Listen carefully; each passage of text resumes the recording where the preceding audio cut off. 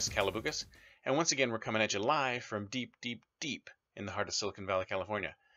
The innovation capital of the world! We're talking innovation, startups, the future, not necessarily those, and not necessarily in that order.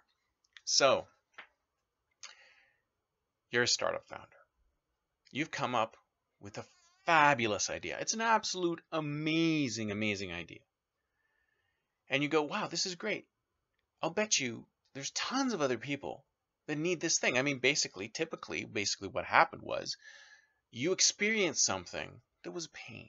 It was an itch, something that really bothered you. And you said to yourself, how come nobody's doing this? How come nobody's solving this problem for me? I'll bet you there's plenty of other people out there who are experiencing the same problem, right? So I'm going to build a product that will solve this problem for all of us. So you go out there and you pull together a team and you pull together some money and you start building this product. And you think to yourself, this is great. I'm finally building a product to address this issue of mine.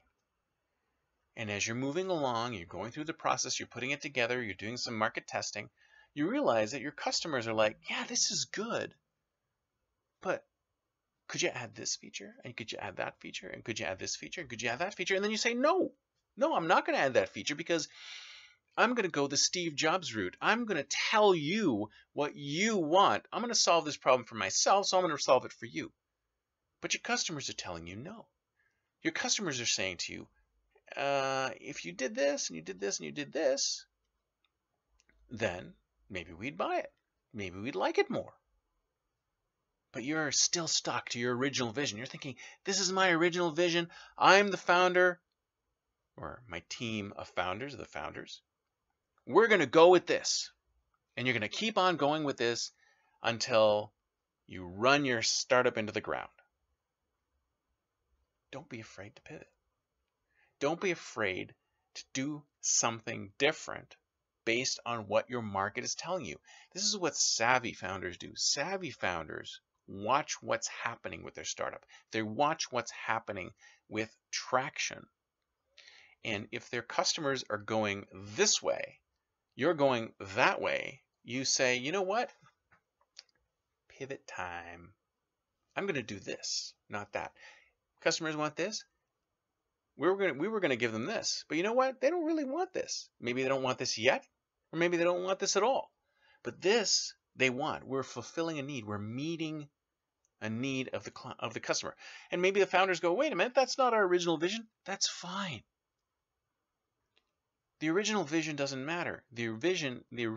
What matters is getting a winning product out the door. You get a winning product out the door, you're successful, you can always go back to that original vision and do it another time in a second startup or nothing, or add it on to your original feature. But don't be afraid to pivot. Did you guys know that Flickr was a pivot? Founders of Flickr actually wanted to do an MMORPG. They wanted to do a role-playing game, and what did they end up doing? Building Flickr, which was then bought by Yahoo for, God knows, maybe $1 billion? I don't remember. What else was a pivot?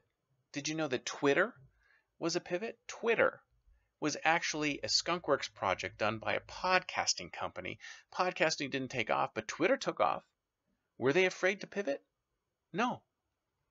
And my personal favorite, Slack, also by an ex-founder of Flickr, he went off to do another game. He probably said, you know what? I'm going to go back. Now that I've got resources, now that I've got connections, now that I've got money, I'm going to go back and I'm going to try to build another game.